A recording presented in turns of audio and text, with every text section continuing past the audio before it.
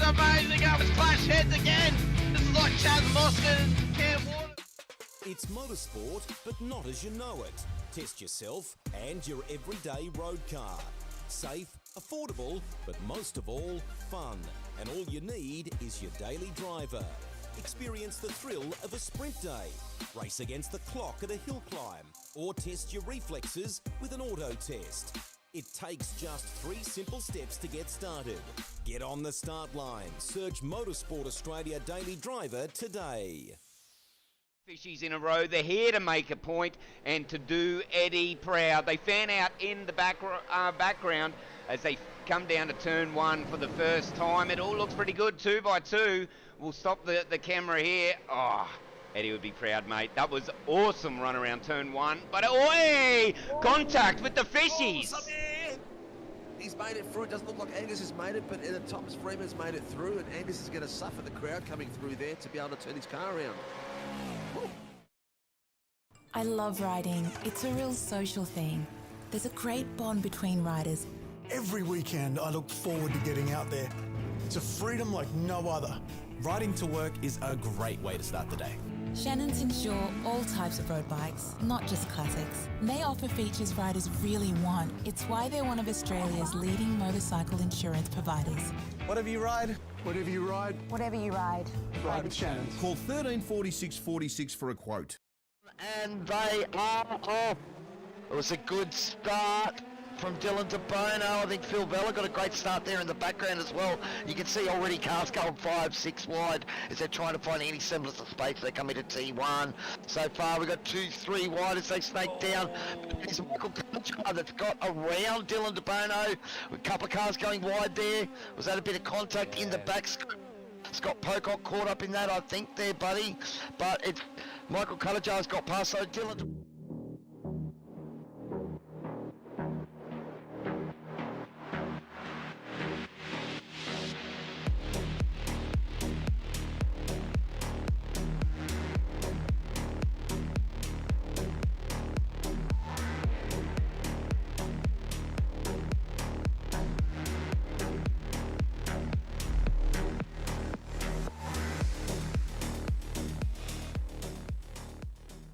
Light is coming out and we're about to get going, and we have a green light and a very slow start for the 86s, but they are moving out there on the grid. It would be very interesting to see exactly which driver can capitalise on this first lap.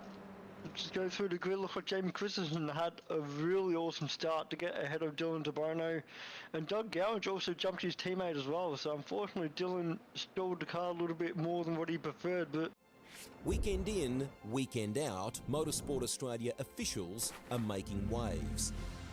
From waving flags, waving cars through pit lane, or responding to a wave for help. Wave hello to new lifelong friends. Who knows, you might just make waves around the world. Ride the first wave. Search Motorsport Australia officials today. Still great classes of car, and if you are able to, if you're coming up the ranks on iRacing through the licenses, it's a fantastic sort of laneway into prototype driving, going from that GT3 up through the prototype classes. As the safety car pulls in, we get ready to go green as we come up towards the line. Edwards, Hasler, who's going to get the jump down to turn 1, or will any of the Fishies, any of the Piranhas in behind them, assault them down towards green and they're off. First lap? Let's go here. We've always had a few cars. They're all special. The T-Bird. Oh, that's mine. The Combi for when we want to get away. The XR8. It's going to be a classic. They're all insured with Shannons. We've also got Shannons Home and Contents cover, which helps protect our automotive collectibles, tools and memorabilia in the home and garage. If you're motoring enthusiasts like us, it's got to be Shannons. Shannons, insurance for motoring enthusiasts. Call 134646 for a quote.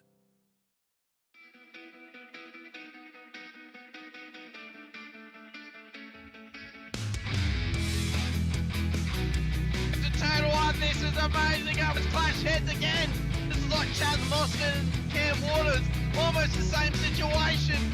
Better contact going down the hill. Sam Noble wants to snip on Dave Coleman now. Sam Noble bottle right now because tell you what, Bruce Tanek and Jamie Dyson just absolutely drove away from us. Hayden trying to go around the outside. This is where he could have just sent it up the inside, but he hasn't committed it, which is fair enough. It's very scary out there, ladies and gentlemen. Now let's see if we get a good run. God's just absolute think about it. It's a really nice move. Blake Delaney had to move out of the way.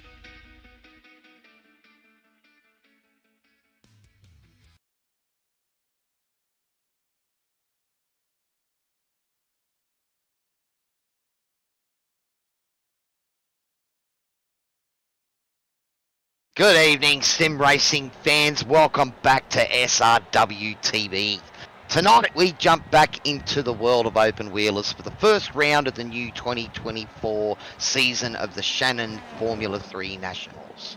We kick off proceedings with a sprint round, that's right, 2 races at the Hockenheim Ring GP layout, where bragging rights have all been reset, and once again the season is on the line.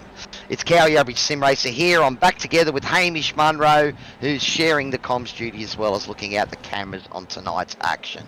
Buddy, first round, and there's the first buddy. I will get into that later. This is where the season kicks off, man, and it's an awesome track to start at. Yeah, mate. I mean, this circuit, well known for its open wheel history. Hello to you and hello to all the viewers out there as well. Great to be back here in good old Formula 3 land. I have missed it. I've missed being here, seeing all the carnage that we love to see from these little Formula 3 weapons out on track. And yeah, great to be back here for the 2024 season. Of course, had a great race. Or, there was a great race last night for the Warren & Brown Tools Fair Supercars series on the Tuesday nights. If you guys haven't seen that, be sure to go check it out after tonight's broadcast, where you can see how Cowy went in that race. We're not going to talk about it too much, but you can see how he went. Good for some, good for some, not others. The Hockenheim Baden-Württemberg legendary circuit, of course, gone through a couple of different layout changes throughout the years. This is out the most current version of this layout of the circuit, and it's one of my personal favourites. Not even just in Germany, but in Europe as well. It's kind of the little brother to the Nürburgring. The Nürburgring is the more famous, arguably historically loved circuit, but I think this one's an absolute little hidden gem. Obviously, it's as well known. Maybe not as well known, but still fairly up there for being well known for tracks. But yeah, it's a great circuit, and I think it's really going to suit these little, as I mentioned, these little tight and fast Formula cars out there as well. So, but I mean, a new year. The drivers have been away for quite a number of weeks. I'll have to see how well they're now going to be able to readjust coming back into these cars in the new year, and how they're able to readjust to these little shake-ups we've had throughout all 3 classes here in the Shannons Formula 3 Nationals. Well, buddy, a few of the big talking points is we're missing a few names that have been at the front of the previous season. There's no Vela, there's no Cutter. Those guys have been battling 1 and 2 for a year and a bit. So now it's opened up. So we've got a few guys that have been, snapping at their heels, but not quite fast enough to catch those 2. So it's wide open. There's been a few team changes as well. I think Kittens has come to an end as a team, so I think it's Darren Fahey to DFR. Byrne and Gallo are debuting a new team tonight called Carlin's Motorsports, so we'll have a look at those cars when we get a chance. But there's also a couple others. The Kittens have got some work commitments and things like that, so they're not racing this season. So unfortunately, all those claw jokes, buddy, are gone.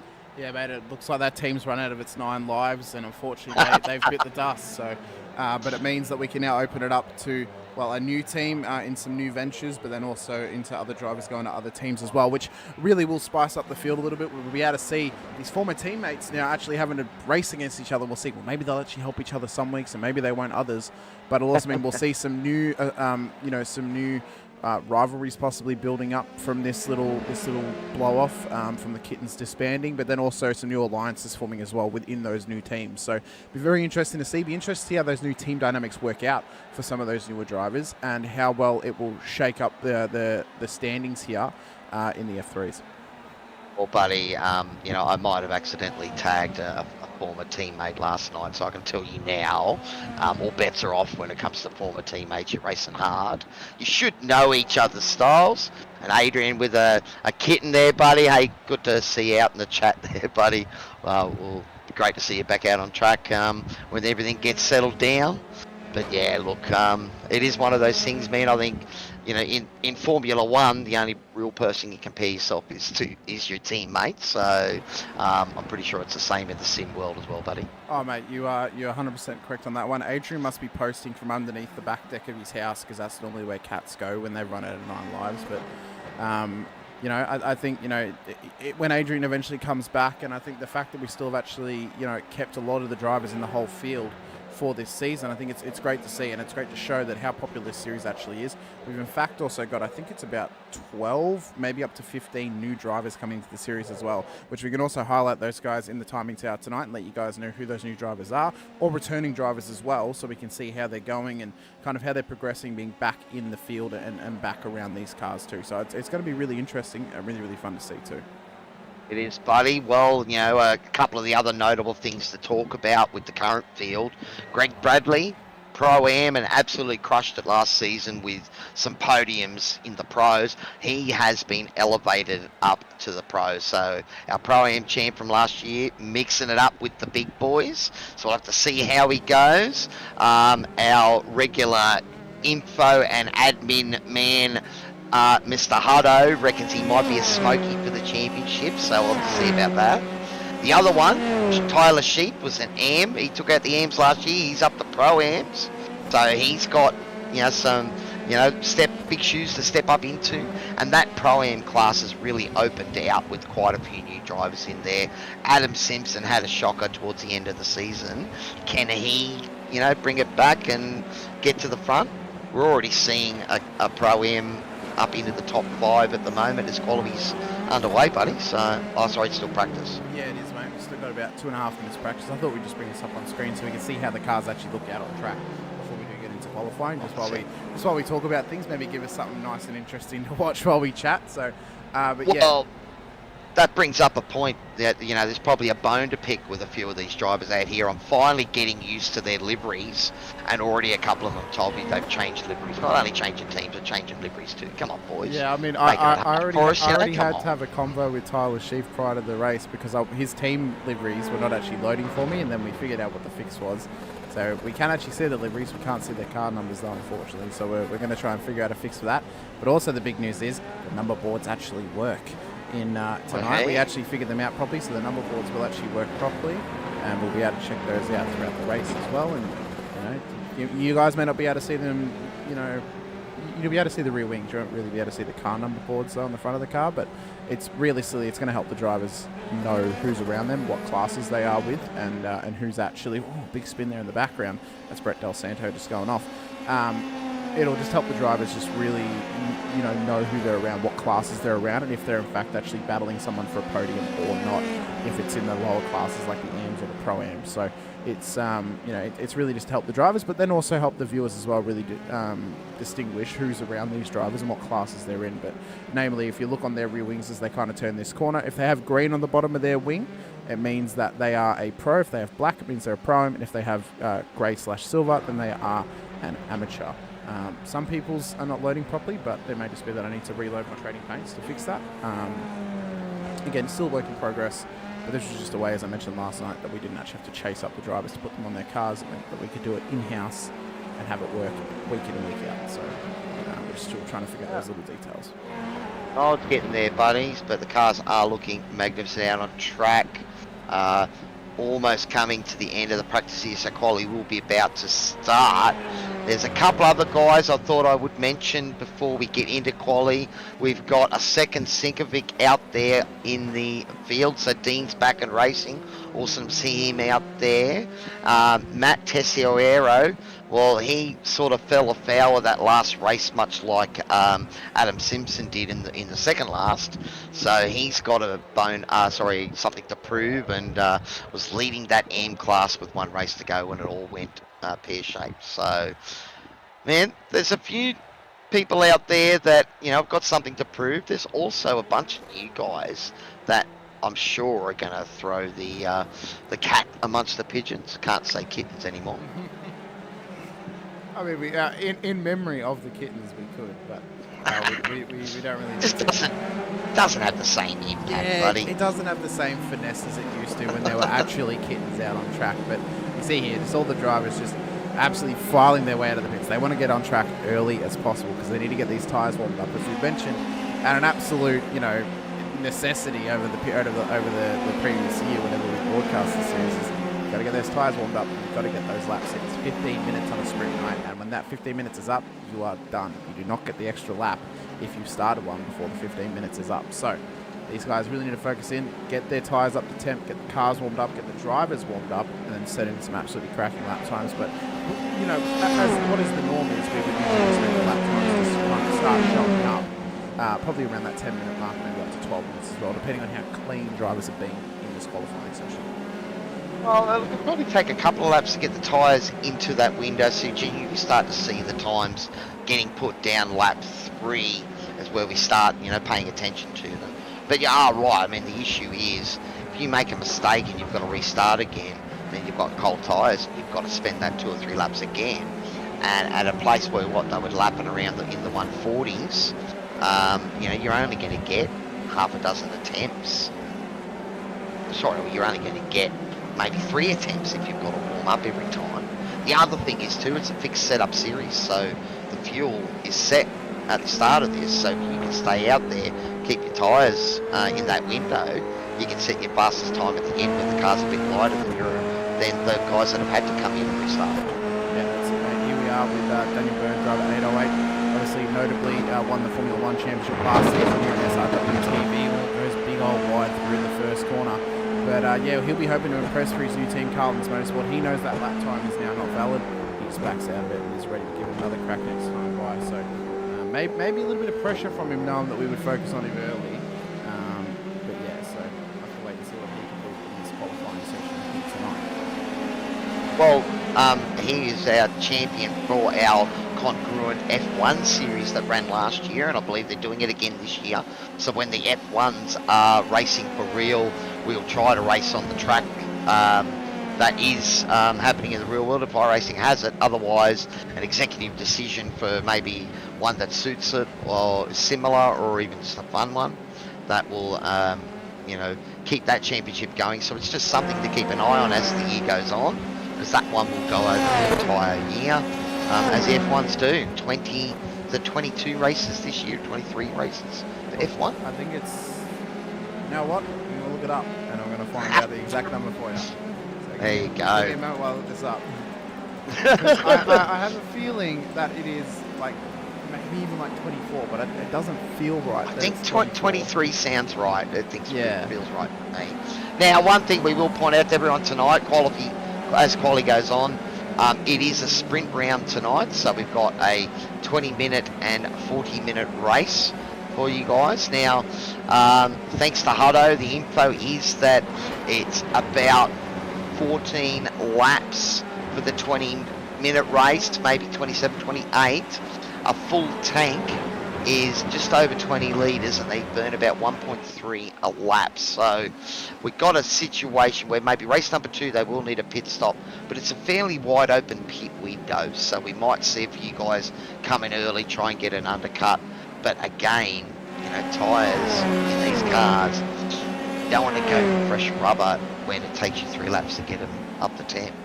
So you will see these guys probably stay on the old rubber, but that chance to just cool them down for 5 or 10 seconds in the pits can give them a bit of life. So the undercut is still in play, buddy. Just to confirm as well, I was right. It is 24 rounds for the Formula 1 season this wow, year. 24. Yeah. Is that because China's back? Maybe it was 23 this year. Is China back? I think so. So we got... China's back. I think it was actually 24 in 2023 as well, because of the inclusion of Las Vegas. That looked pretty awesome. Oh no, China there. is back. I do apologise. China is back, so that would make it 24, yeah. That big dome looked awesome with the Las Vegas Grand Prix. Japan round 4. Ooh, oh, that's going to be fun. That's nice. I know. Well, the boys here are a big fan of Suzuka. It's one of the favourites for the F3 guys, so I'm sure they'll be looking forward to that. At the moment, we can start to have a look at some of these times. It is Andrew Johnson with a 1:32.5 at the moment, leading the pack. But I think there's a few boys there that haven't really put in a fast lap yet. There's a lot of guys in the 53s. So we will keep an eye on times here. But Andrew Johnson, he's showing some early pace. He is, I've just had to quickly reload SDK. Decided to have a history before the end of the race last night, or at least lasted the whole race. So we'll get that reloaded up for everyone so we have all the info on screen. I've done it again, I haven't done it, so it's actually... Browsers. Yeah, I haven't done it, so it's actually... we're going to get this sorted. Transparent. So it's actually transparent. I didn't do that. There we go. There we go. So there we are. Then we got it all back. You guys can see me resize it as well, just because why not? But now we got it all back. So, but yeah, it's going to be. I think I'm excited for this series. I'm excited to be back around it. I'm excited for a lot of the series actually. A little quiet on Mike Hamish compared to. What do you mean compared to? I am right in front of my microphone. How am I a little bit quiet? I'm probably a bit too loud, maybe. But I don't know. I don't know. I'll turn you down a little bit. Yeah, we'll just turn you down all the way, shall we? No, I'm joking.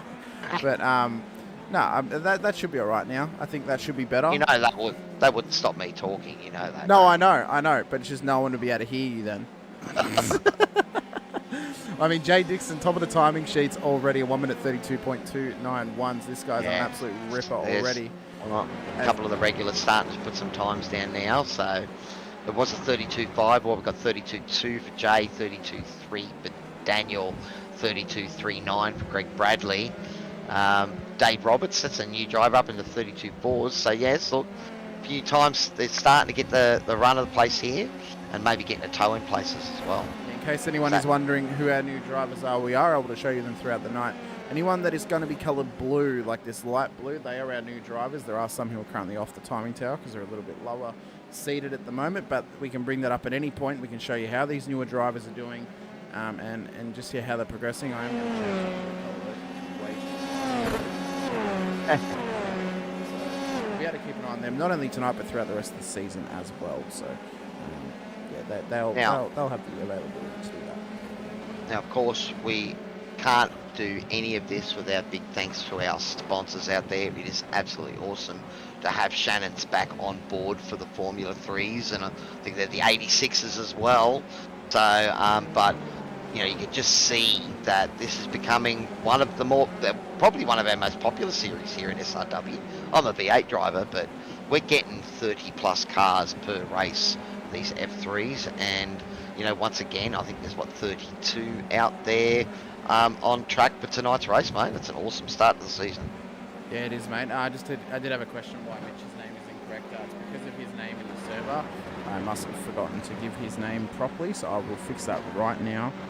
So we have actually got that correct. So here we go. Mitch. Evening, Pricey. I believe, yeah, it's Mitch. Thanks for jumping in and saying hi, buddy. We keep talking to us in the chat there, boys. You got something to say? The racing's going to be awesome. This is a great track to start out to. I mean, that initial sort of section, the first part of the track, there's tight lines. There's not much more than one line through here, though we might see a few cars getting sideways as they come through the first couple of corners. See here, returning Dean Singh-Rich. I don't know why Stephen's name isn't either. This is why I don't like whenever they change people's names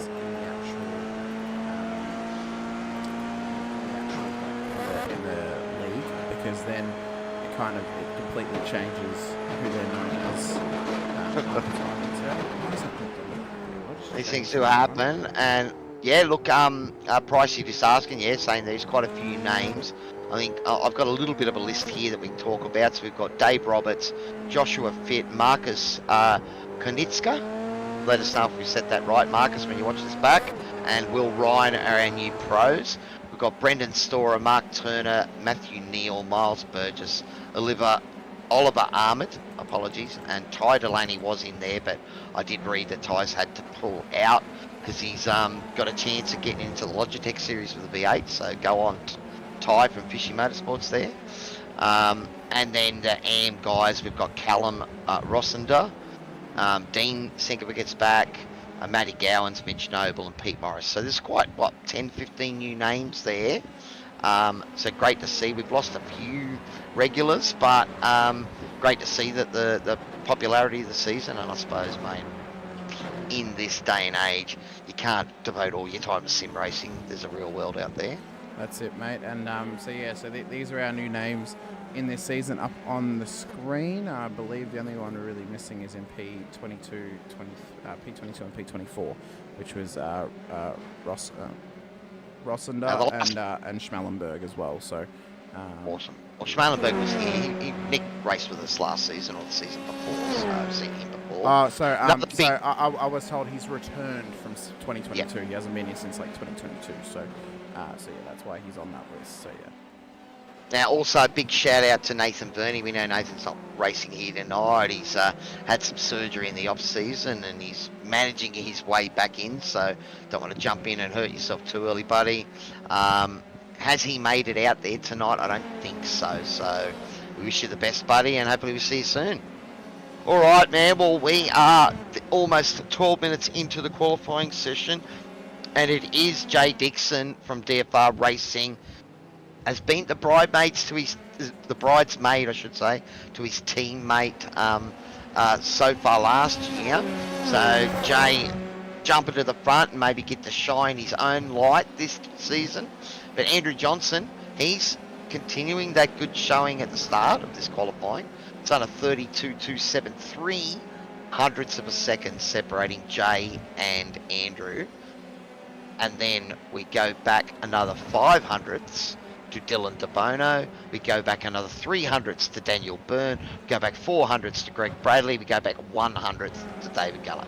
So that's what you get to expect here with the Formula 3s on SRW. Hundredths separate positions, not tenths, mate. You can see it on the timing tower. From first down to 25th, they are all separated by orange. And that means that they are under half a second separating each car ahead of each other. That's how close it is at the moment. Andrew Johnson, actually, big shout out to him just quickly. He's doing very well.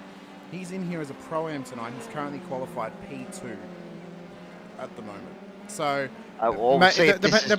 depending on how his performances go, this could be the next Dylan DeBono who gets promoted within 3 races up to the pros. I was going to say, well, we'll see if this is just a favoured track or an anomaly, or if Andrew's on the pace. Obviously, if you can put it on the front row in the pros, then they're going to start to question if you're actually a Pro-Am. Yeah, and don't worry, we did get some comments about some of the text being hard to read on the timing tower. It is an ongoing process at the moment that we are trying to change it.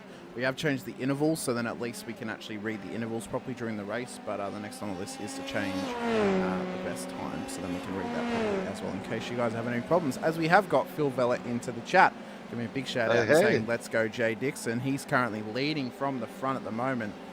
P1 right now, as you mentioned, Cowy, 3 hundredths of a second faster than Andrew Johnson in P2.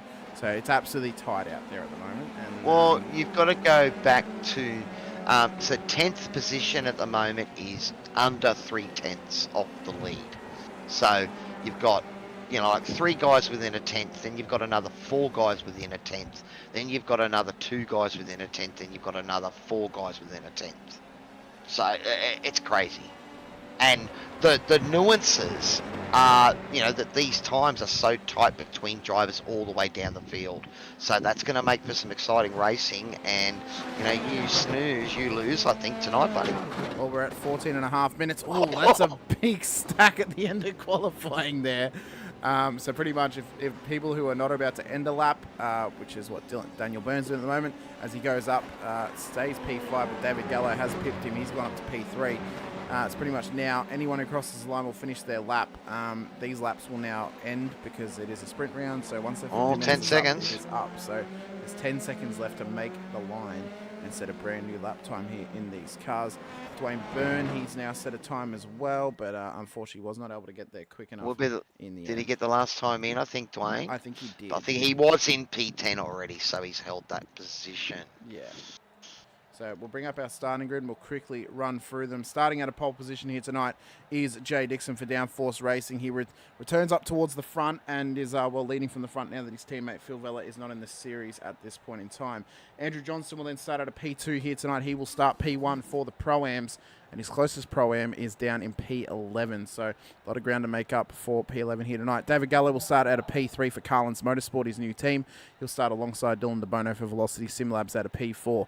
Daniel Byrne will then start at a P5 here tonight, right beside Marcus Knitsker at a P6, with Greg Bradley lining up alongside Will Ryan in P7 and P8. Dave Roberts will then start at a P9 here tonight, just ahead of Dwayne Burns from Cobalt Racing at a P10, with our P2 Pro-Am driver and P11 overall, Pete Ziedler, starting out of P11. Dougie Gowans will then start at a P12 here tonight, with Caleb Ballack starting at a P13 in behind, with Adam Simpson for Fishy Motorsports starting at a P14. Darren Fahey will then start at a P15 here tonight, with Shane Bowen starting at a P16. Then we have Sam... let me just take a quick breath here before I say this. Sam Catacazino starting at a P17 and Brett Del Sano starting at a P18. Chris Swadling will then start at a P19 just alongside Mark Cochran, our P1 for the amateurs here tonight at a P20. Cowy, run us through the rest of the grid. It's Callan Hodgkinson, P21 for Crisscross Racing, Brad Hudson, our resident info and admin guru for JWM Motorsports. We've got Callum Rosanita. Hopefully we said that right for you, Callum. The privateer, Matty Gerard in P24. P25 is Nick Schmalenberg. Oh, no. Yes, it is. Yeah, it is. P26, Matt Tessio, who, again, is looking for a bit of redemption after the end of last season. Mitch Noble and Tyler Sheep share row 14. Greg Johnson and Dean Sinkovich bringing up row 15. That will be a battle to watch at the back pack as well. Keegan Caldwell, we've got... Is that Stephen? Yeah, that's Stephen. I don't know why his name hasn't fit. Stephen Sinkovich there. And is it Pete Morris and Matty Gowans? Bringing up the back there of Greg Barber and I think it's Leakey driving the safety car tonight. It's great to see him out helping the boys out as well. It is, and we'll get all those drivers' names fixed up correctly as well. We did try and get the majority of them fixed, but it was really, really good. JP Broadcasting, again, we gave a big shout out to him yesterday. We'll give him another shout out to him. He made our overlays for us, and it was much appreciated. And yeah, did us an absolute belter by getting these done for us. So, but we're going to get ready for the race start here tonight. Cowy, we wait for these cars to finish gridding up, get the engines rising. Only two cars, everyone is now out on the grid. So we should get ready to go racing here only momentarily for round 1 of 2024 for season 1. They've gridded up. The lights are about to come on screen. Who's going to get the jump down towards turn 1? Will we see some carnage? Green, green, green. And it is green flag running. Oh, there's a mover on the outside there, but it is Jay Dixon that gets it way ahead of Andrew Johnson. So 1 and 2 consolidating that position. David Gallo, Daniel Byrne, teammates there as well. So they're keeping things nice and consistent as well. The key is, even though this is a sprint race, it still takes a lap or two for the tyres to get up. There's been a big crash in behind. There it is. There it is. Who's caught up in that? I think it's Caldwell caught up in that. Noble, Hodgkinson, Tessuero. There was a few moments and a few movers. Oh no, and that is that Bowen and Simpson turned down. And now we've got a massive... Oh! And look at that. They're just... it is safety car called already, but that is a massive couple of moments there. A lot to unpack. Hutto did say he felt the likelihood of a clean lap 1 was difficult around here with cold tyres. That has proved to be quite a Nostradamus call. So, well, we forgot to do our little safety car prediction at the start of the race, Cowy.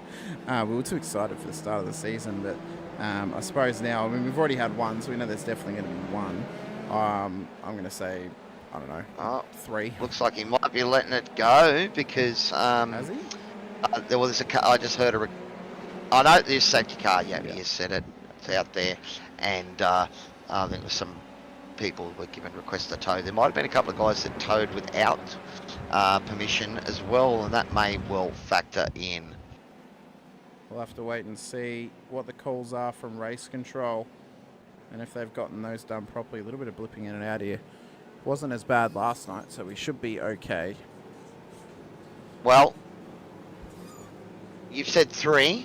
There's already been 1 tonight.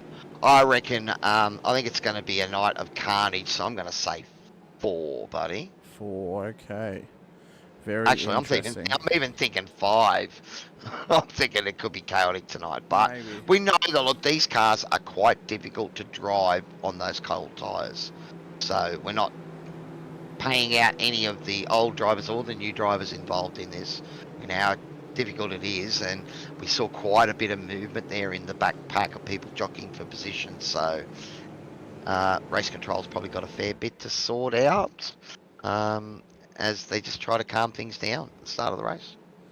Well, I think, it's really all going to come down to, you know, how willing are they to bring that safety car out on track. We know they're not always willing to bring it out, but I think, you know, There was two big incidents there, buddy. So, you know, those things. I think when it happens at the start of the race and there's 2, I don't think race control had any choice. No, I would agree with you on that one. I think, you know, obviously it's the inside of turn 1. Track is jammed. A lot of people wouldn't have been able to move anywhere out the way of the incident very easily, and you know those guys probably needed a tow. So it's really the only choice you could do, because you can't really drive around turn 1 at full pace whilst there's cars sitting on the inside waiting for a tow. So safety car was really the only option there. We saw there at that second incident, we saw a car come in there and spin around trying to avoid the incident. So it's one of those things that there's a car on the line you're going to take in, and you get there and you see it. Just reacting like that in these cars can send you into a spin.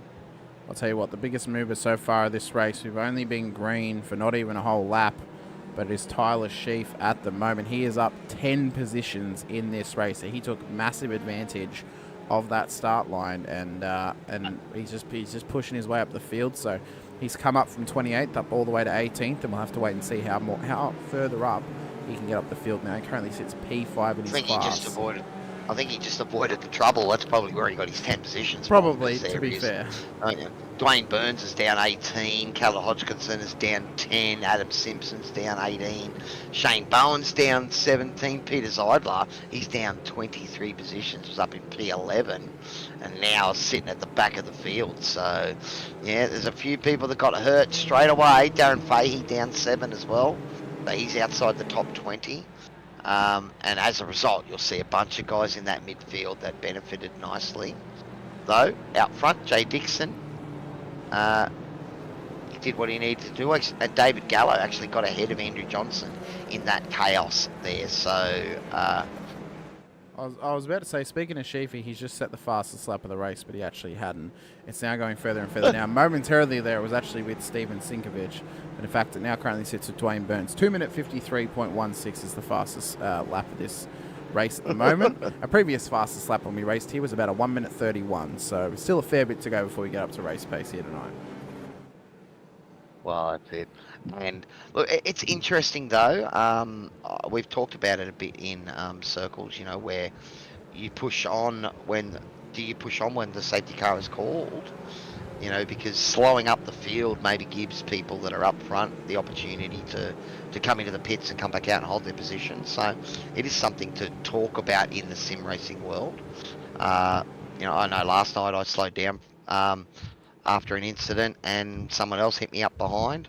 You know, I can't go crook at them because they were flying through, but sometimes, you know, when the yellow shows on the screen and your crew chief tells you the incident ahead, you know, it's hard to not want to take advantage of that opportunity. Oh, that's it, mate. And I mean, realistically, such a competitive series, you've got to take any advantage that you can within the rules. Obviously, you don't want to be breaking the rules or sitting in that grey area, but taking any advantage that you can to give yourself an advantage over your opponents on the track is absolute key, especially in these cars as well. Being that, you know, everyone's at such a strong pace and at such a at such a strong competitive level of competitiveness that it's absolutely key that we can get, you know, any advantage we could if we were racing in these cars, even in supercars as well, or even in endurance racing. So, you know, getting those advantages is, well, it should be the number one thing you learn pretty much when you go driving as the safety car's pulling away. We see across the screen, across that qualifying, that they were separated. Like, it was tense between groups of cars. So, all right, we are ready to go green. Looks like. When does Dixon go? He's holding him up, probably for that last corner. And I would expect here he's just going to make sure he gets a good exit. And I would say he's going to go probably apex of the second to last corner. Give him the best run through the final corner. Safety car is into the lane, so that he has now got control of the field, as race controller Greg Barber is letting them know. So he now has the selection of when he wants to go. He's holding them even further.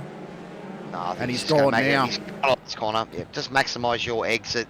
That you know, you can play games, but early on, you're probably better off just, you know, making sure you nail that last corner. And if the guy behind you nails it, well, yeah.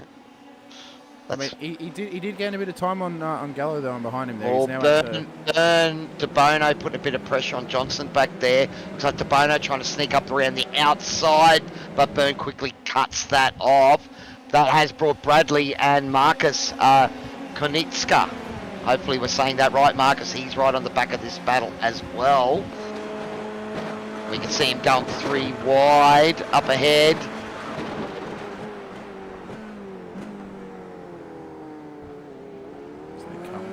At the end of the straight.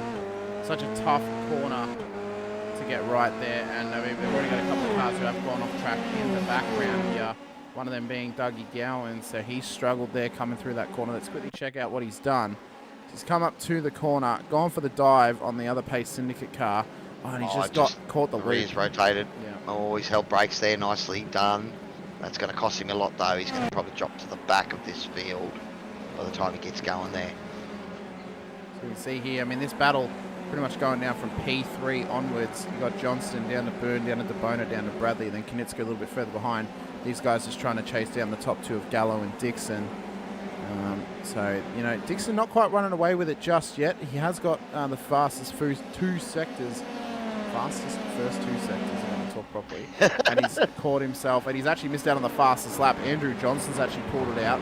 He's got a 1:33.06. He actually managed to have the fastest final sector momentarily. Still early. It is. Who's that on the back? There's that Bradley on the back of De Bono there, fighting hard. Oh, again, De Bono just holding that inside line, the same thing that Johnson did to Byrne. Sorry, last lap. Looks like Marcus will Ryan. Marcus running the same livery there, so teammates as well. So that's a good start from the newcomers as well. That's Bradley going up the inside. Looks like he will get it done this time. Though De Bono looking to try and get a good exit and put the pressure back on. With that draft, we're already seeing it play a factor, buddy, and it does keep the cars, you know, close together. So if you can break that draft, as Jay Dixon's out to 1.1 now, that's going to be a factor for him. That's all he's thinking about at the moment. Yeah, mate. There has been an incident that we've missed here. It happened on lap 4. Simpson and Sheafy have been involved. What has happened here? So we come into the first stadium section. Neck code. Yep. Good recovery though. Oh no, then they've been interlocked there on the return. Yeah, and then Sheafy's ended up in the middle of nowhere too. So a couple of drivers just struggling for some grip here at the moment early on in this race. So although we are halfway through it now, but we've only done a few laps under green. So we've also had a couple of black flags being issued for those incidences early. Is that Adam Simpson's been given a black flag, Mitch Noble has been given a black flag. So contact force Adam Simpson. I think Mitch Noble might have passed the safety car. Naughty, naughty. Let's quickly check out how our classes are doing in their respective positions here just quickly. So we got Dixon, Gallo, Byrne. That's the top 3 for the pros. Pro-Am, Johnston, Swadling, Catacasinos in P1, 2, 3. And then the amateurs, it's Cochrane, Schmallenberg, and Rossender in P3. I swear we're going to learn how to pronounce that name properly, Cowy. It's going to be our mission to get that name pronounced correctly. Look, as I've said before, shout out to one of our drivers not here, Danny Matisic. How many years I called him mate sick or various other iterations of his name before someone finally said it right, and I got it from then. But a lot of names are my things, but it just happens. No malice in it, but when you're trying to get used to liveries and names and put it all together and say it, half of the reason that I'm pausing when there's action is because I'm not sure how to say the name. Well, I mean, you can give some praise to Jay Dixon. He has not changed his livery from the past year, but he is up the front once again, so we know exactly who we're looking at. The questionable one probably be for you would be Daniel Byrne, being that his car is now red and not black and pink, so I'm sure we'll get used to that as well. Well, David Gallo, he was showing really good pace last season, and it's great to see him continuing that as well. P2 at the moment. He's trying to keep that gap to Dixon, but it's out to 1.5 now, so I'm thinking that Jay's maybe got far enough ahead that he's breaking the toe. We'll keep an eye on those times, see if that gap drops down. Oh, nice move around the outside. Johnson and DeBono battling. Looks like DeBono had got ahead. Oh, no, that's Bradley. Bradley had got ahead. It's DeBono fighting back, and now Bradley is the one on the defensive, holding that inside run. So this might be a great showing that we're getting an early glimpse at this season. DeBono holding that inside line, and we'll take the spot back. It's all right, Cowy, take a breath. I know this is absolutely exciting and riveting action. It is bringing the Pace Syndicate cars, though, in behind, just back into this little battle now. I wasn't going to mention, just before we saw this happening, Byrne and Gallo, those guys are still teammates, but now they are part of their own team. Carlin's Motorsports doing very well here, P2 and 3 on debut for their new team. So it's really, really good to see those guys still have got their pace and they're still doing well here tonight. Right up the front where they were at various times through the last seasons of last year. But yeah, you got new drivers, Marcus and Will, in those multicoloured liveries there, and they're putting the pressure on Bradley. See, Bradley tried to make that move onto Bono. The moment you start fighting with the car in front, it costs you about a second or more a lap, and that just gives the opportunity for the guys behind to fight and join that fight. And now you've got teammates behind you there, Greg, so I don't think Will's going to attack Marcus too much. That gives Marcus a free go to try and make a move here, and can he hold the door open for his teammate? That's the next thing to ask. Tell you what, DeBono tried defending there from Bradley. That actually kind of held up Marcus a little bit there into the entry of that corner, and that kind of made him back out. How about an instant here with Pete Zeeler? Let's just quickly check out what's happening to him. He's running around down the back of the field. He's running down a wing as well. Yeah, something's happened before that, so I'm not surprised he had a moment here on a corner. There's no wing. F3 cars don't tend to drive very well when they're missing bits. And we know that these cars can break when you just look at them funny. So. Oh, that's it, mate. And if he wanted to run around without a wing, he should have signed up for the Monday Formula V series. Proudly brought to you by Motorsport Australia. That'll be starting this coming Monday night. That was a nice little segue there. Round 1 out at Okayama. So if you're looking forward to some more open wheel action, we've got another series starting up Monday night. Formula V's slots are still open if you guys want to sign up for that. You guys can check out the website for details, www.simracingworld.com.au, to find the details on that series to sign up for. When we talk about drafting in the F3s, well, drafting is another art form in the Formula V. So, nice bit of movement here. Is that DeBono trying to go up the inside? Looks like he has got the job done on Greg Bradley there. Also, Adam Johnson, was it? Yeah, Johnson. I believe Johnson and Bradley Andrew are actually. Johnson. I think Andrew Johnson and Bradley are actually teammates. He went for the move on Johnson, didn't quite get it done. Could be 4 wide down into the hairpin. Big compression lock though from DeBono, and just backs it in to He's Johnston. lost the right wing, and that wasn't. Was that? Oh no, that's Andrew Johnson got caught up in that. Yeah, it was. That is going to be horrible. It is a sprint round, and you can see these boys right on the edge of their limits, and just an unfortunate mistake there. And that Velocity Simlabs machine is looking a bit worse for wear now. And will Dylan try to drive it through? I don't think there's any chance he can hold on to this without a front wing. And the problem is he's going to have to do 2 trips down the lane because race control may think that that's his fault and then send him for a drive-through. So hopefully for his sake it's not, but it is of course up to race control's discretion on what the incident is. So we'll have to wait and see on that one. It wasn't loss of control, but again, it's up to race control, who work very, very hard, and a big thank you to them day in and day out who come into this, who are in this series and they race control for us.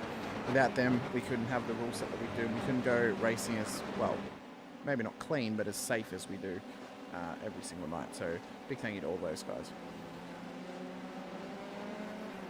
It is one of those things, Phil. Yeah, look, maybe a bit reckless, but I mean, it's a sprint round and these guys are trying hard, and we've talked about how competitive it is. So easy to lock up under brakes. So, you know, sometimes you make mistakes and sometimes you push that little bit too hard, and when you're already driving close to your limit just to compete, it's really easy just to step that little bit too far.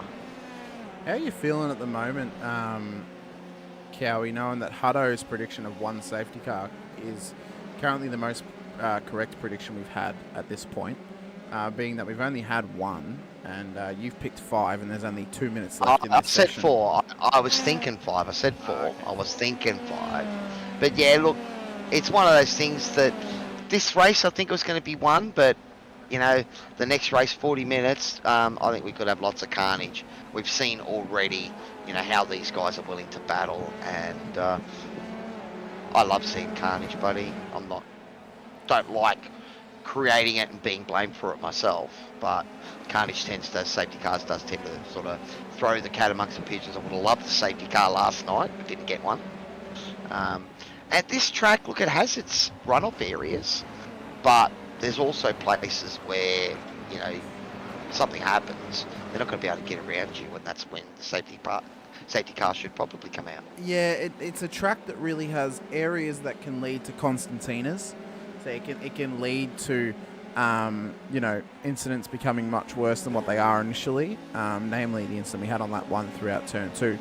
People had nowhere to go, just running straight to the back of someone who's had an incident. Stephanie Piccoli into the chat saying, let's go Mark Cochran. Let's check out how he's going. P1 in the amateurs at the moment, and sitting he's P2, sorry. I do apologise. P2 in the amateurs. What was that? Was a move back there we were just catching there too. I think that was one Bradley of the...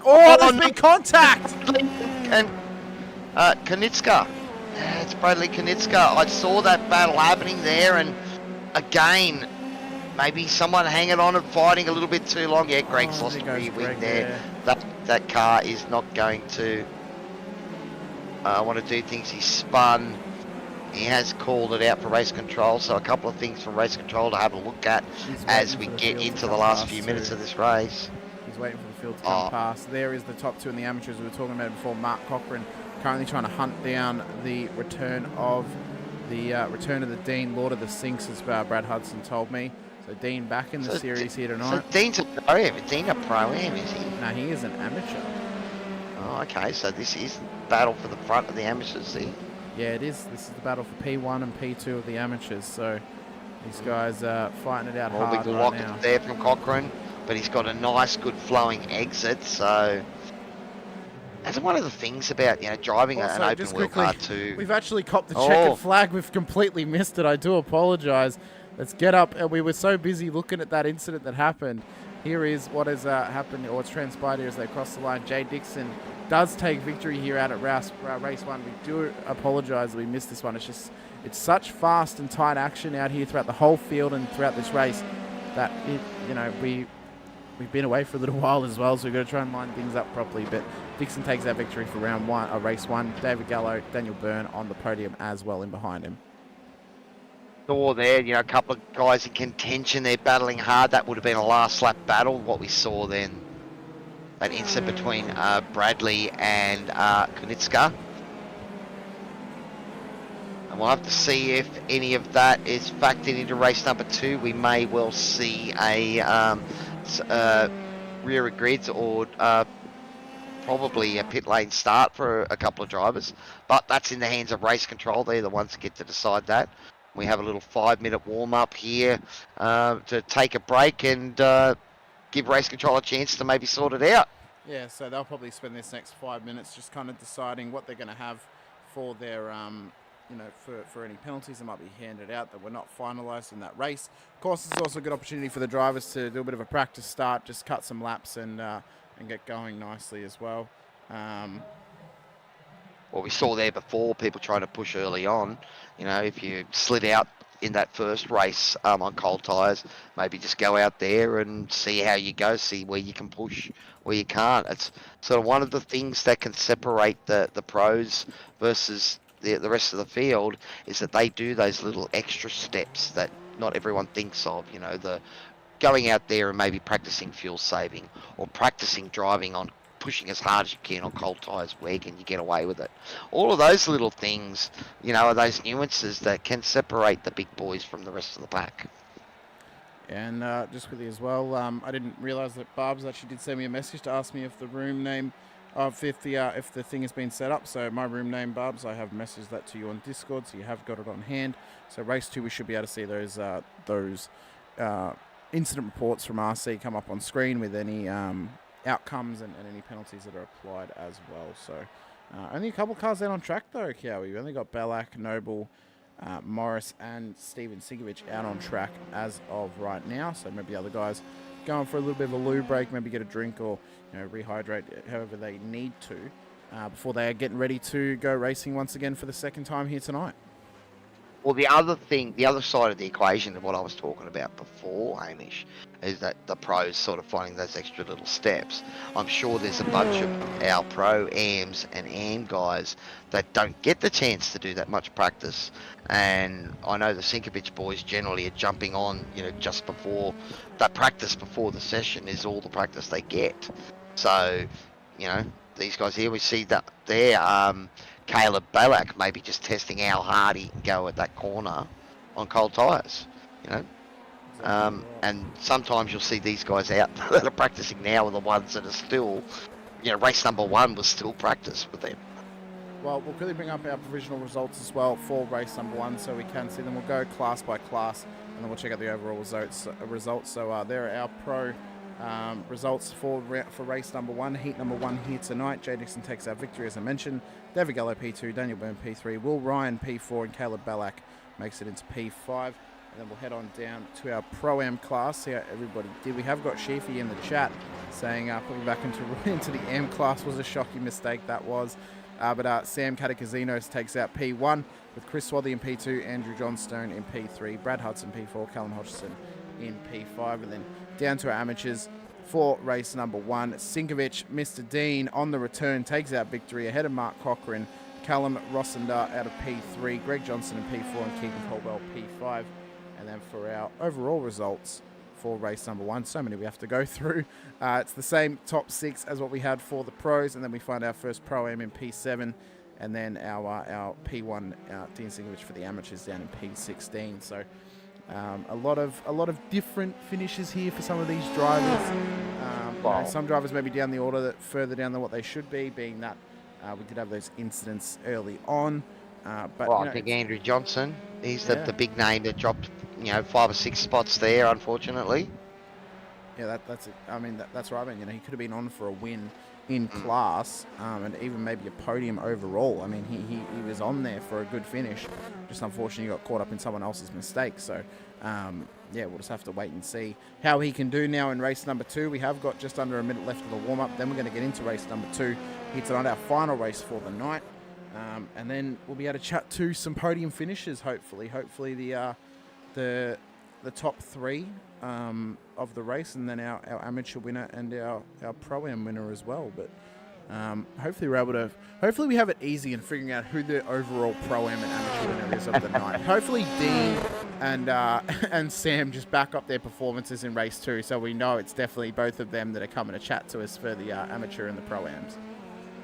And Sheafy, look, you're saying you should go back into rookies and Step. I agree, Step. You can't take out the AM Championship in a previous season and race it again. You've got to go up. So you're going to mix it with the big boys in a dirt race. Yeah, that'd possibly help you too, buddy. No, he didn't want to go to Crandon the other night, so he's not a real dirt racer.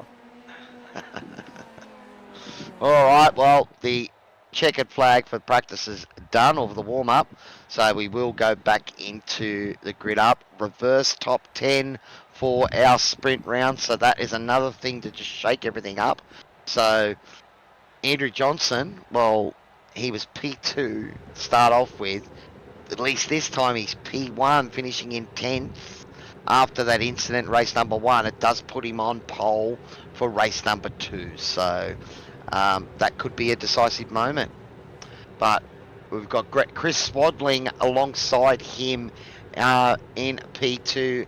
Marcus Konitska. It is Sam Katakazinas. Yeah, Katakazinas. I had that right last season, Sam, after a bit of help from you. Dave Roberts and Caleb Bellack in row number 3. Will Ryan, Daniel Byrne, David Gallo and Jay Dixon, our top 3 from race number 1, doing it from 10th and forward.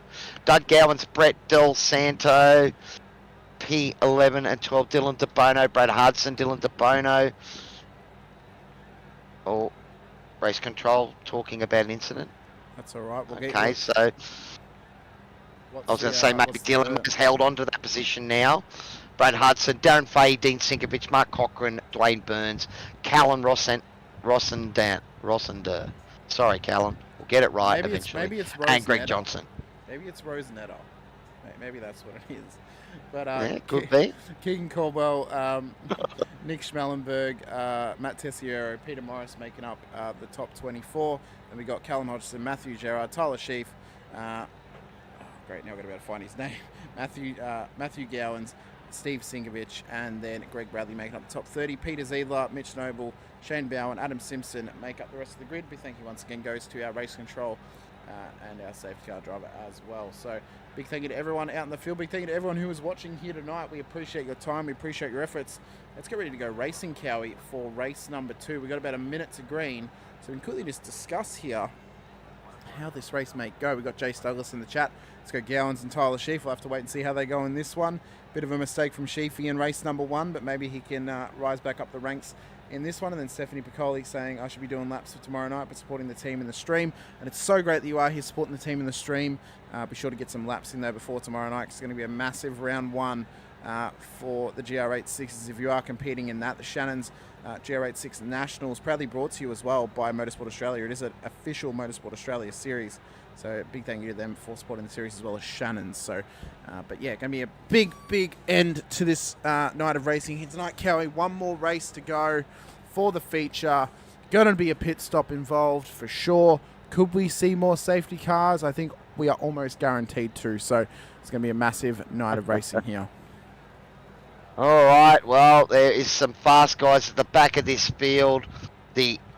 Just waiting on the lights now, but this is our reverse top 10 race. 40 minutes coming up of F3 action here at the Hockenheim ring. They rev it up. We're about to go green. Waiting on the lights. Green. We are green and flag. We are off.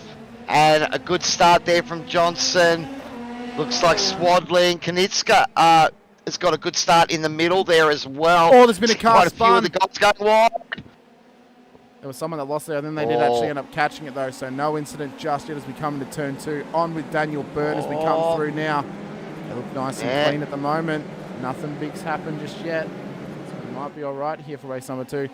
Some learning has happened, I think, off the back of that. Gowans I saw in the back there that made a big, bold move. I don't think it got him any positions out of it. We can see here early on, 3, 4, 5 wide as they come down here. Up the inside for Gowans. Is that? No, that's Bellac. Sorry, Bellac up the inside there. Apologies, yeah. Both of them locking up just slightly into that corner. Got some clean running like so far. Oh no, Byrne has held on the inside line, is able to get that spot back. He may actually get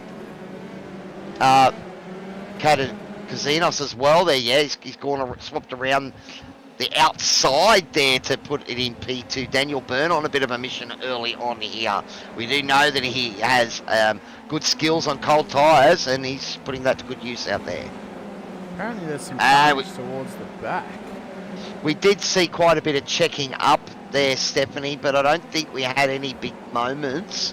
Callum ran off track. There's a few guys that ran wide, I think maybe avoid incidents. Bit of a spin there from Callum, unfortunately. And here we have some action. That's a JWM e-motorsports machine, also an SRW machine caught up in that. So is that Dean and Hutto that have got together? Yeah, it was. I believe it was Dean and Hutto that did get together off the back of that one. We'll head back up the front there. Andrew Johnson, he is just trying to spread those wings and fly away from Daniel Byrne. I have actually got a fix with this blinking, so I'm actually about to fix it as well. JP, let me know about it.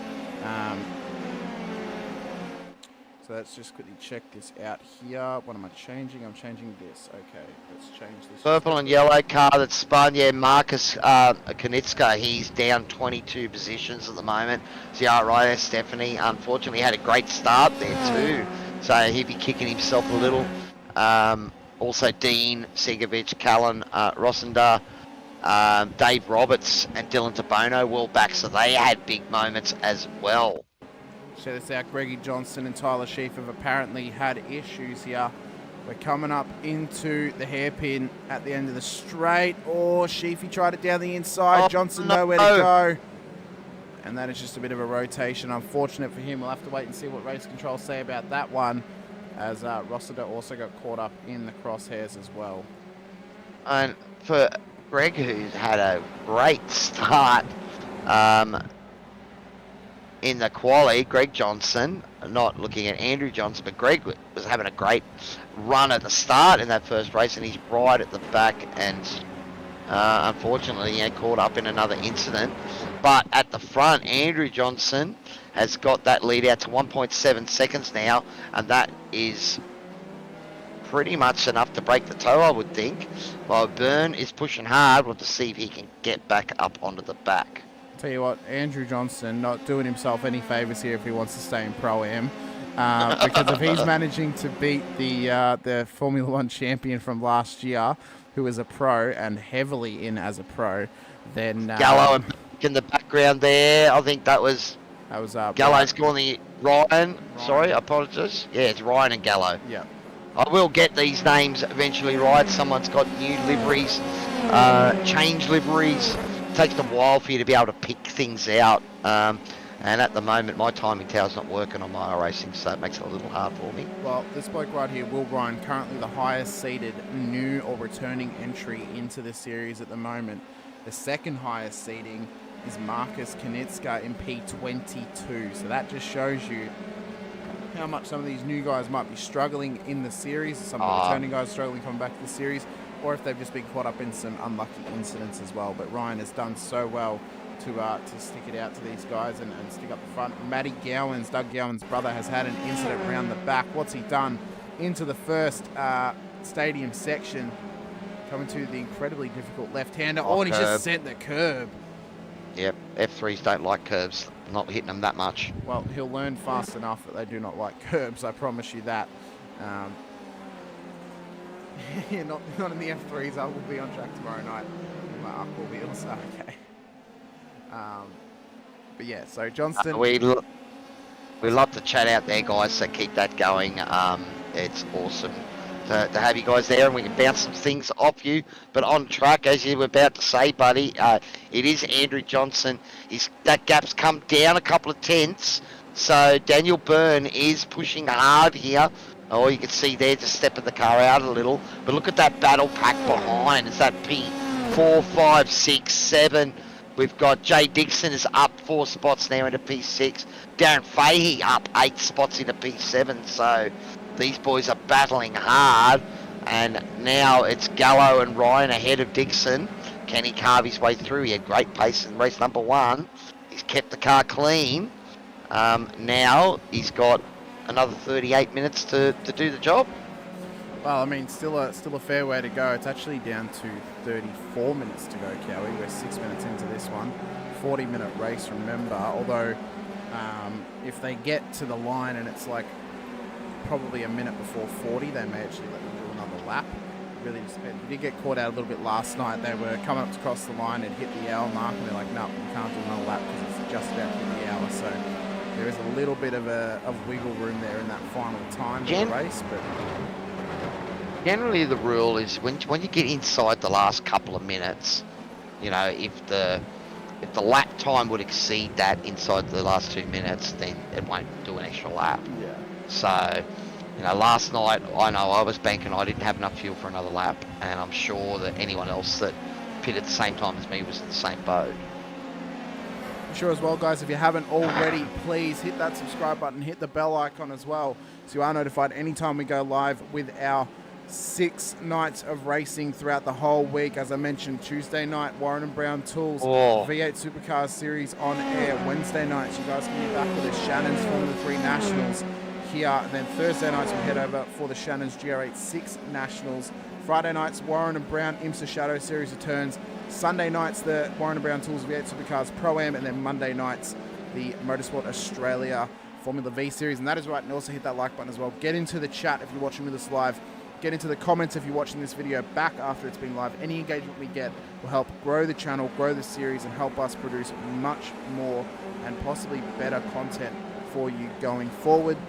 It's just going to give us all better opportunities to go racing and to, again, produce some really, really great content to come your way. So be sure to support the channel, guys, support the series, as without you and without our drivers, without our race control, we cannot go racing week in, week out, night in and night out, and just have some spectacular racing on screen. It's a good battle up in front of Fahir, Dixon, Ryan Gallo. They're at it 3 abreast. Dixon trying to go up the inside, but he will be on the outside. Go down that back straight. We've had Greg Johnson has been black flagged for that contact on lap number 1. So that'll put him down. We also saw Mitch Noble there, who got the start procedure wrong, I think, in the previous race, and has been given a penalty as well. So he finds himself a lap down now and pretty much just circling around. Look at this 3 wide. Dixon going for a short, sharp exit, trying to hold that inside line. We can see here now, just sitting in behind Ryan, because if he can get the inside, this might be a 2-for-1 deal. No, didn't quite get close enough there, but Ryan got the job done on Gallo. So just to mention as well, Dixon has gotten an absolute rocket's pace at the moment. He's at the fastest lap of the race last time by 1:32.05. So he is absolutely moving at the moment at a proper pace, and he is just trying to chase these guys down. Went for the outside line there, not quite close enough to get it done around that corner there. We're going to come around, we're going to start yet another lap of this race. And really, I mean, the only opportunity he's going to be able to have to go 3 wide past both of these guys may be down at the end of the massive long straight after turn 2 and 3, and go for it down inside at turn 4. Seeing the cars, seeing how much of that exit they're going to try and use. Maybe early on you want to save those incident points, but I know it's one of those corners that if you take it too wide, you're going to get a slowdown. And I think it's fairly tight on, you know, the difference between getting a slowdown and just getting a 1 exit incident point and getting away with it. Oh, look at 3 wide here. That Ryan just trying to run him out wide into the grass. Big lock from Gallo. Wasn't able to get it done. Ryan with a very, very smart move there. Just did the cross back. Got back in front of him here, and these guys go again for another lap. Tell you what, Cowy, Andrew Johnson doing an absolutely mega job up the front. His gap's actually increasing. It's gone up to 1.7 seconds over Daniel Burns. So Johnson has a drive-through. No, it was the other Johnson. It was Greg Johnson that got the drive-through for that contact. Yeah, Adam Johnson, he's extending that lead out front at the moment. And I think you might be right, Adrian. I'd say that he's one of the drivers they're having a look at. But again, you know, every now and again, the difference between Pro and Pro-Am is not always seconds. It can be a track that maybe Andrew loves, is the Hockenheim ring, and he's done thousands of laps here, and this is his best track, and that's the one where it puts him on that same, you know, performance level as the pros. You know, the pros, that will get you know, show over multiple rounds, because you'll see tracks where one guy is quick, but then there are tracks where the pros are quick at all of them. Oh no, Sheepy's got a black flag as well, buddy. So that contact we saw there with, I think, was it was with Adam Simpson that time or not, but unfortunately, Sheepy's been giving himself a black flag, so definitely not the night he was looking for. And no, Sheepy, you can't sandbag round 1 to get back into AMS. Well, I mean, he's already a lap down and he's already having to come back through the lane, so I think maybe he's, this might have to be a drop round for him, I think. I think this might just be a bit of a drop round for Sheepy, because, I don't know, maybe he's putting too much pressure on himself, I'm not too sure, but yeah, we'll just have to see how he goes through the rest of the season, but yeah. We've seen a few guys that maybe, pushed a little bit too hard on that cold rubber, because, once you get 2 or 3 laps under the belt of these cars, that's when they'll start to stick. The F3 is a car that rewards you when you push. So if you push harder, there's more grip, because of that, the way the downforce works with the car. But early on, when the tyres are cold, it can be a bit of a lottery if you try to drive it like you would on lap 17. Yeah, I mean, it's kind of the telltale strategy of any open wheel car that you're driving.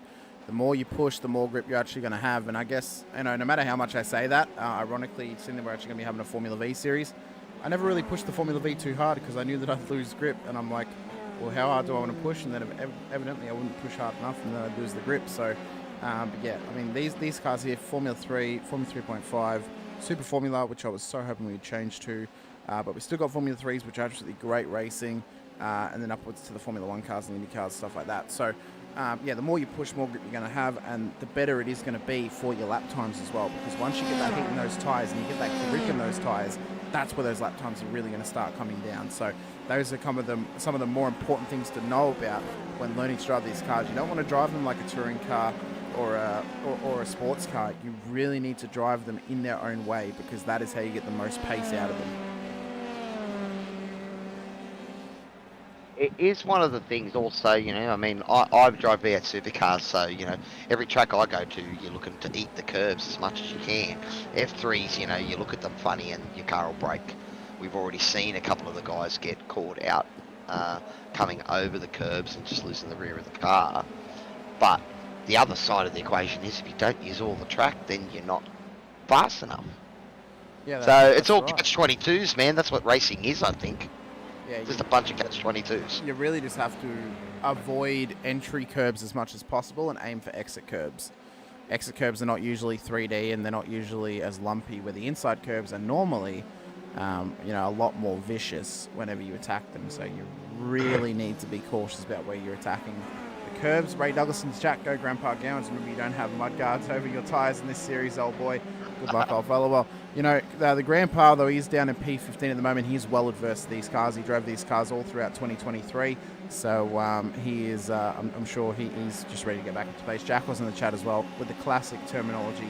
Some would say this track was made for these cars. I don't know about F3s, Jack was. Maybe it was made for more older Grand Prix cars, and then the Grand Prix cars have just ended up racing here over the years. But yeah, I'd say that, these cars and this track, really, really good combo. It is a great combo. I think, we mentioned Japan round 4 of the F1 series, Suzuka. That's probably my favourite track in an open wheeler, and I think a lot of the guys here would agree with me. But yeah, look, one of those things that once you get into the groove in a car like this, it just sticks to the road. And unfortunately, what happens is you end up pushing that little bit harder every lap, and a guy like me pushes that little bit too far and find the limit. So I suppose that's where that practice comes in. If you can find the limit early, then maybe you can dial it back a little bit and stay competitive in the race. Also, I'm just going to mention as well, my mates are just trying to absolutely troll me in the chat right now, as they love to do. Big hello to Jordan Ferguson as well. But Jack Oz, it was actually said last night by Sinkovich that he was glad you weren't in the chat, because it meant that you wouldn't actually ask the question of pineapple on pizza, which you just love to ask me every single time I'm broadcasting. You're in a chat. I am no longer a firm no, but I don't select it to have on my pizza. But there you go. But yeah, I think these cars are. It's almost become a chicken and the egg buddy debate, hasn't it? It really is. It really is. And he loves to say it every single time. Every time I'm broadcasting, obviously he's like pineapple and pizza. Oh, man, tomato, really? tomato, potato. Yeah. Well, they've started the discussion in the chat. So it's actually getting some more engagement. So maybe it's a good thing. But yeah, great to have everyone here. Great to have everyone watching. As I mentioned, yeah, it's great to have the support on this series. The series, I mean, it's one of my favourites to call, although all three series that I call in SRW now are actually becoming some of my favourites. Namely, I only really call the supercars, the F3s and the Imps and the sports cars. So all three of them have got a special place in my heart, I must say. So yeah, I couldn't even pick which one's my favourite, I don't think. Daniel Byrne here, he's starting to bring this gap. It's almost back down to a second now, so starting to benefit from the tow. These two have, extended their lead though. It's another further 5 seconds back to Caleb Bellack in P3. He's got a couple of seconds on Will Ryan and Dixon, Gallo, Fahey. Well, that battle continues there for positions 5, 6 and 7. Actually, Will Ryan is just ahead of that. So P4 to 7 is right on top of each other again, buddy. Yeah, mate, you are 100% on that one. And but interestingly enough, Caleb Bellack 5 seconds off the back of Daniel Byrne and them. So Byrne and Johnson's starting to absolutely run away with this thing. And I agree with you, Ms. Iceman. Satay Chicken is an absolute go-to for pizza. It's so good. As we've had an incident here, Mark Cochran has had a crash, unfortunately, for Stephanie Piccoli in the chat. This could be tears for her or for him. Not 100% sure on that one, actually, but down into turn 2. Oh, he's just locked it. Big compression lock. Yeah. Though, one of the things of that lockup that if you see there, he was going to run up the butt of the car in front, and if he hadn't have gone that extra step of, below braking to the point it was going to lock up. If you look at it there, he was going to go into the back of him, and he just locked it up a little bit more, and that's what stepped the car out. Well, he's currently only lost 2 positions in this race so far. Well, now it's 3, but he's only lost 1 position within his class. Oh yeah, just Marcus trying to come back.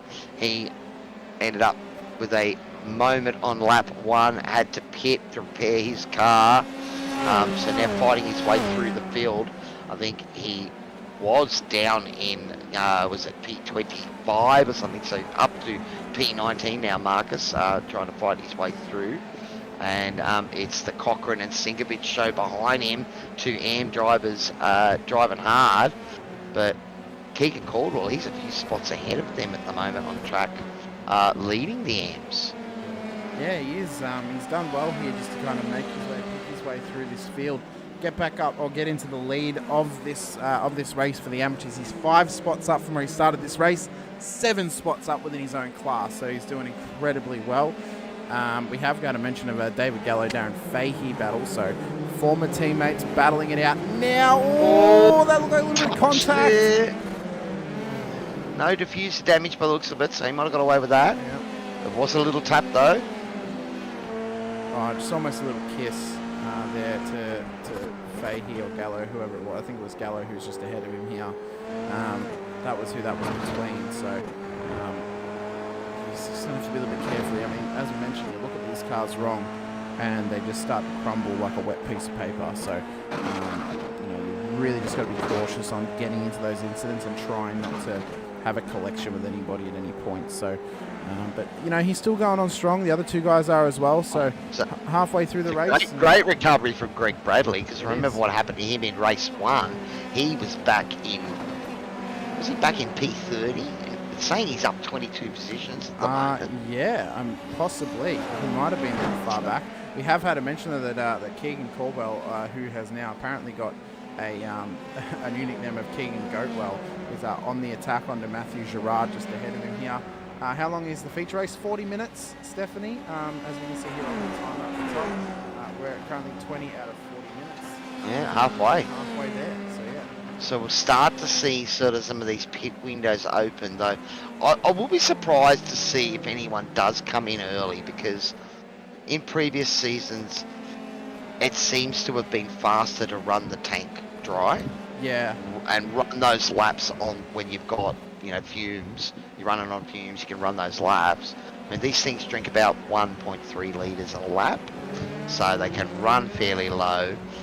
20 litre tank, I think 20.5, so you're looking at what, 17 laps, so at the moment, where are we? We are on lap 14, so we're starting to get near that pit window. The tow is a factor. So if you pit early and give up the toe, that can hurt you. But you can't pass in the pit lane either. So there's a bit of thinking for some of these guys here. Yeah, I mean, we saw last night at Phillip Island as the leader comes into the pit. So Andrew Johnson, the first to jump into the pit lane now. So, you know, we saw it last night. It was a big strategy game out at Phillip Island. It worked out for some, didn't work out for others. So, you know, it's all going to be back in that strategy absolutely perfected here tonight. And just trying to get out as fast as possible. That was an incredibly short stop there for Mr. Johnston. Let's bring up how fast was his pit time just then. 5.4. 5.5 seconds was that stop. So that's about normal for one of these stops with no tyres. So you'd be very surprised to see anyone grab tyres. Though by the looks of it, Marcus Knitska, 17 seconds. I think Marcus might have forgotten to turn tyres off, or he's gone with them. So, you know, if he can get him up to temp quickly, it might work for him. And I suppose with what happened to Marcus there early on, you know, he maybe needs to roll the dice to try and get a better stop. At the moment, it does look like my call of 4 safety cars is going to fall by the wayside. You said 3 yourself, didn't you? I did say 3, so that's looking a little bit dicey at the moment. Who knows, though? It only takes 1 safety car to bring the field back together, and then there could be another one on the back of that. So we'll have to wait and see what comes off that as well. So, but Daniel Byrne, when does he come into the pits? When does he jump in for that pit stop? He's coming in now, so the leader into the pits. So we'll have to see where Johnston is in comparison to him. So he's coming down the lane. Where's Johnston? He's coming into the second stadium section. So how fast will Byrne's pit stop time be here tonight in comparison? Let's quickly bring this up. He's still in the lane and he's still in the box. Johnston comes around the final corner. Byrne has gone 0.4 faster in that pit stop, and I reckon he's going to come out of the lane ahead, and he has. So Byrne into the provisional lead of this race ahead of Johnston, and you were right, Cowy. It was better for him to go just that lap later, need that little bit less fuel to put in the car. That saved him a little bit there in this one. Yeah, he's about a second quicker in the lane overall. So I think, you know, he was about 1.2 behind at the time. He's now got a lead of a couple of seconds. So 1.7. So, you know, so he's had a belter of an in-lap there, and I'd say that, you know, between Byrne and Johnson, there's probably a couple of seconds difference there between that. Well, he's gained about 3 seconds off that. He's gained about 3 seconds because he was 1.5 behind Johnston before the pit stop. So before Johnston came in, he was 1.5 behind. He's now come out of the lane 1.5, 1.6 ahead. So he's gained about 3 seconds over that stop. That's some incredible. Could have been traffic. Oh, yeah. Could have been traffic as well, because we did see a car in front of Andrew there before. So he maybe got caught up in a bit of traffic. But again, that's one of the things that you risk going early as well. You know, you end up back in the pack. So, you know, we've seen there a strategy game that's worked quite well for Daniel Byrne and may well put him in the box seat for the remainder of this race. With Dixon, Byrne, Bellac all in the pit as well. As well as Hudson as well. He's also come in. So Johnston now retakes the lead of Pro-Am, but Daniel Byrne leads the whole way. That is now the difference after this pit stop period, that these guys are now swapped positions. Yeah, right. At a net 3 second. Yeah, Adrian Loretta's saying maybe it's that Pro versus Pro-Am, that little extra, you know, few percent that I was talking about as what's really made the job work there for Daniel. So, well, we know that this man is used to leading out front.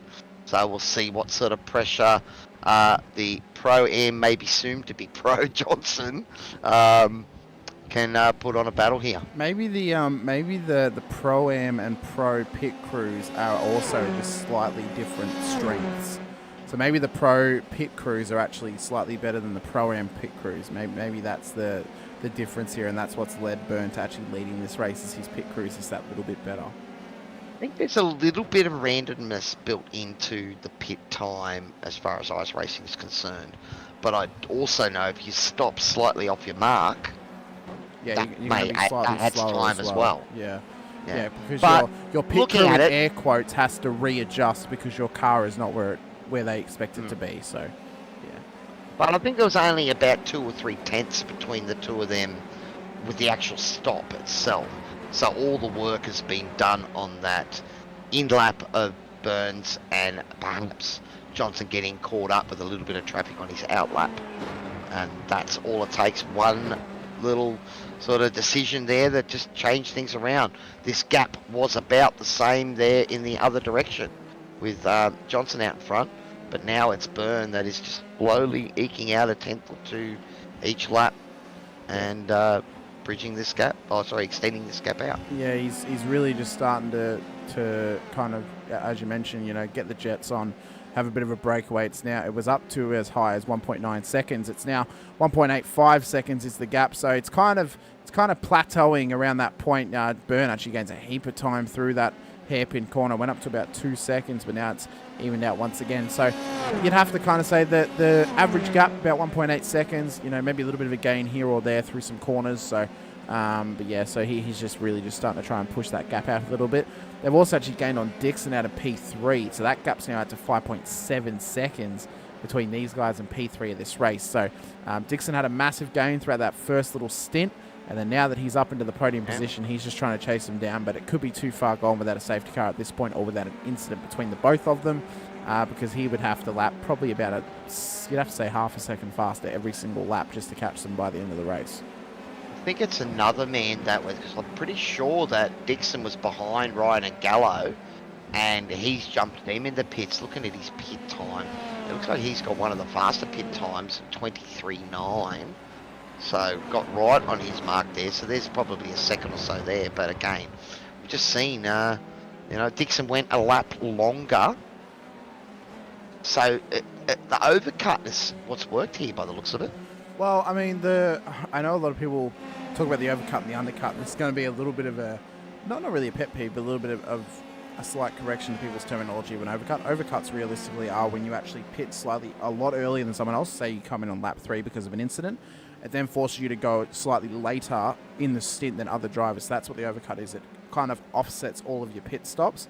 Where the undercut obviously is you come in a little bit earlier than your opponent would normally come in. So say if the pit stops at lap 18, you might come in lap 16 to then try and use those next 2 laps to gain up time with your fresh tyres out of the traffic, and you're just able to push pretty much from the get-go. So, you know, the undercut can sometimes be a worthy strategy. We saw the overcut work pretty well for Darren Crosby last night after he got caught out in an early incident at Phillip Island.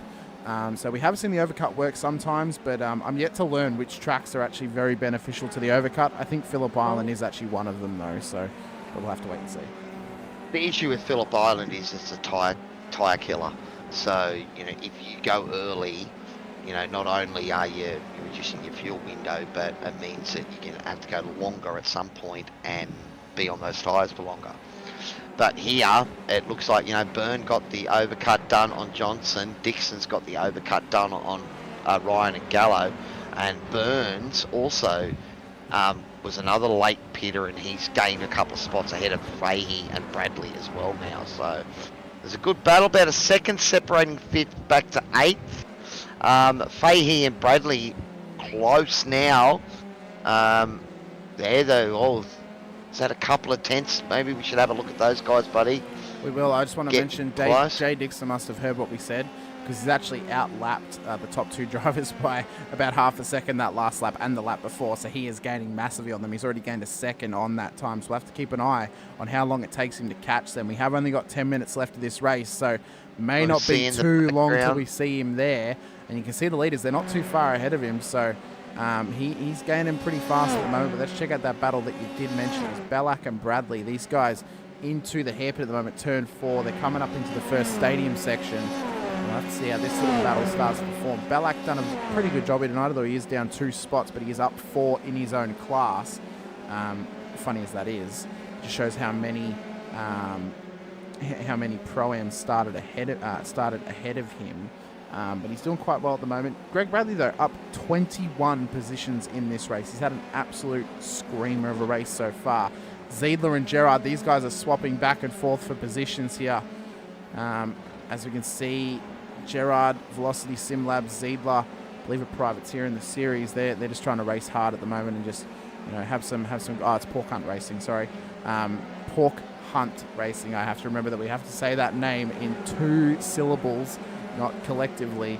But there, yeah, these guys battling it out hard at the moment for P15. Well, so.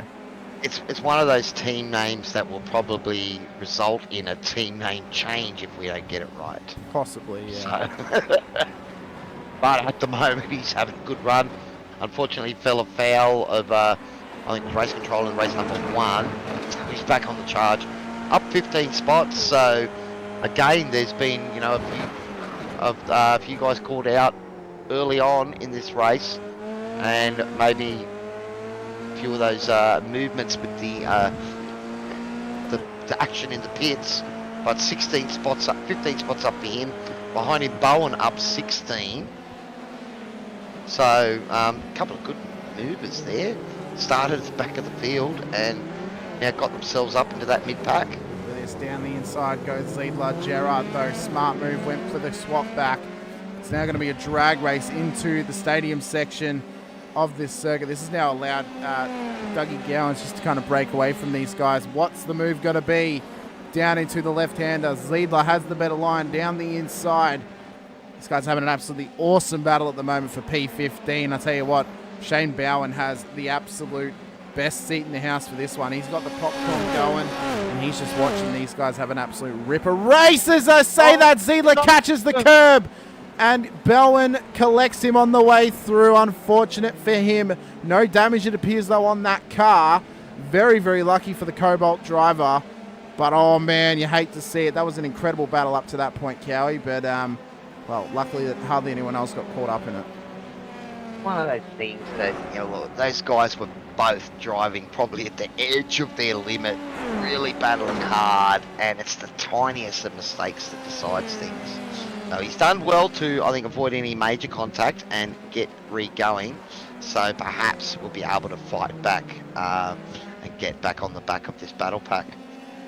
Tell you what as well, Mark Cochran, if my math is correct, currently sits as the round winner for the amateurs right now, if he finishes in this position, being that Caldwell is leading the amateurs and Dean Singovich is nowhere to be seen right now. So, you know, this bloke could be on here. I think Dean had contact early on in that in the start of the race there, so that put him back quite a few positions. He's in 25th at the moment.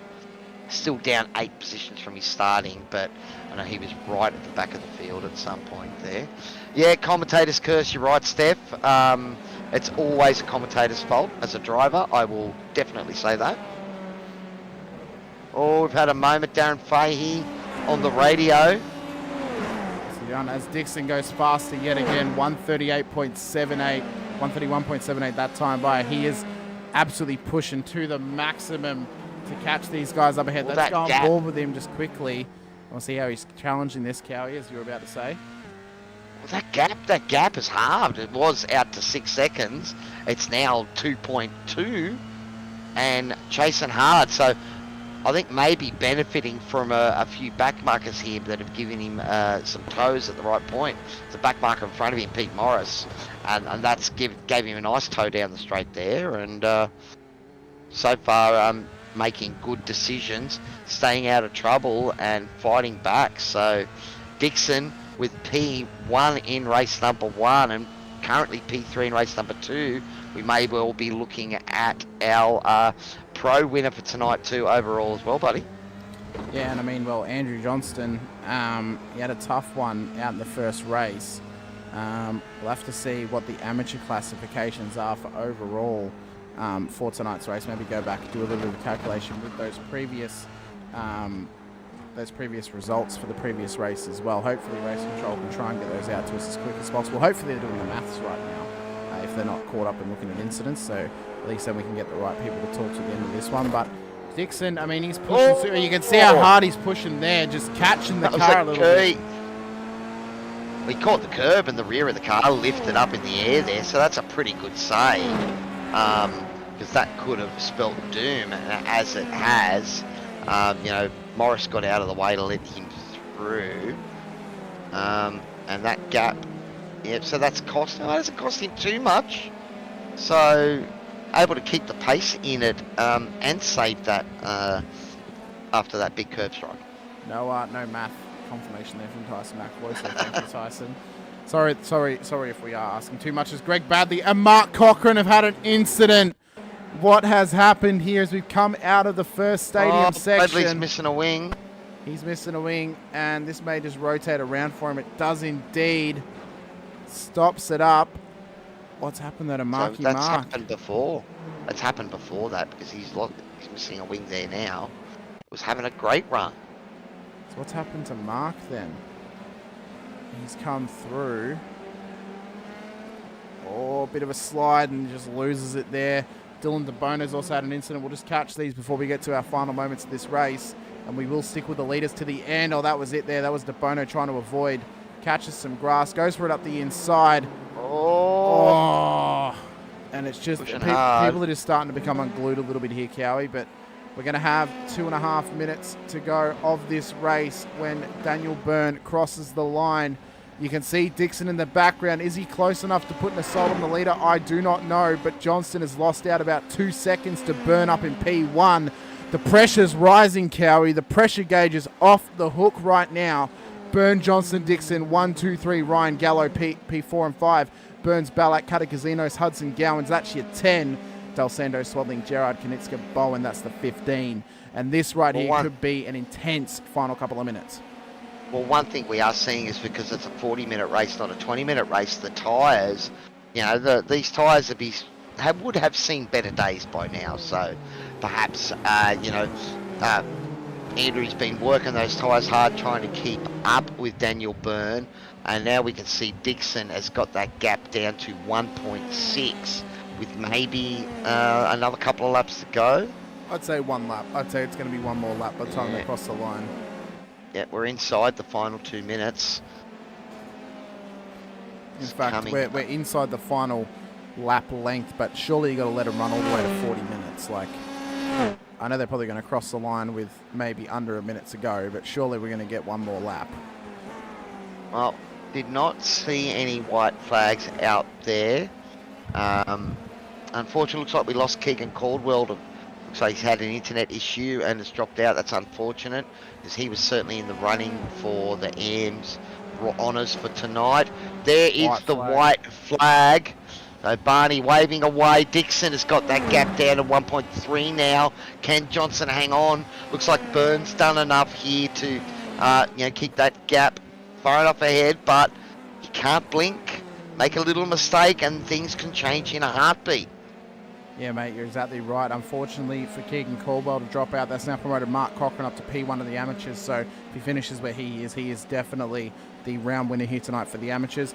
Unfortunately as well for Dylan DeBono, he's had an incident. He's ended up in the pits as well. So his night is unfortunately over a little bit earlier than he would have liked. But it is Byrne, Johnson and Dixon. That's the top 3. Johnson's now got the gap down to 1.2 seconds. It is the final lap of round number 1. As Johnson's had a moment in behind. He's lost the rear trying to get on the power there to hold off Dixon, and he's given up that second spot. He's got to be careful because Ryan's got pace behind him. Yeah, no, he's got going back again, so just a tiny little mistake. Probably got on the throttle a snatch too early, and that's all it took. Well, it is breathing room for Byrne now. Come up into Dixon, the stadium section. He's still got a couple of seconds and not enough time left in it here, but he'll be pretty proud of his drive from P10 up to P2. But it is the final section here coming through, and it will be Daniel Byrne that takes out race number 2 here at the Shannons Formula 3 Nationals. This is round 1 at Hockenheim Ring, and a great result there. P2 for Dixon, P3 for Johnson. Oh, so close. He tried to hold on to that, but just one little moment at the wrong time. Katakazinos here looks like he's going to come around the final corner. He will claim P2 for the amateurs here tonight out of the final race of the evening. Hudson will come around. He will claim P3. Where's Mark Cochran? Here he is. He leads the amateurs at the moment. Sorry, it was the Pro-Ams for Katakazinos and Hudson, but Cochran leading the way for the amateurs at the moment. He's got Schmallenberg 1.6 seconds in behind as we come up through the second stadium section. And this here, I don't think he's quite close enough to really put the pressure on Cochran right now. It's been a good night for Cochran here, although he is 2 positions down from where he started the race. he is in a positive position right now, being that he is P1 for the amateurs. As he crosses the line, Schmallenberg follows him through, and then Rossender will come round and he will claim P3 as long as he doesn't make a mistake here around the final couple of corners. He does not, so that is P3 for him. So a couple of the new boys doing very well. Will Ryan as well, P3 for the pros. So very good effort there on debut for Will Ryan. And, well, it's what an interesting night of racing, Cowy, and what a great race it was to see. And Steven Sinkovic goes 1-0 against Dean Sinkovic here.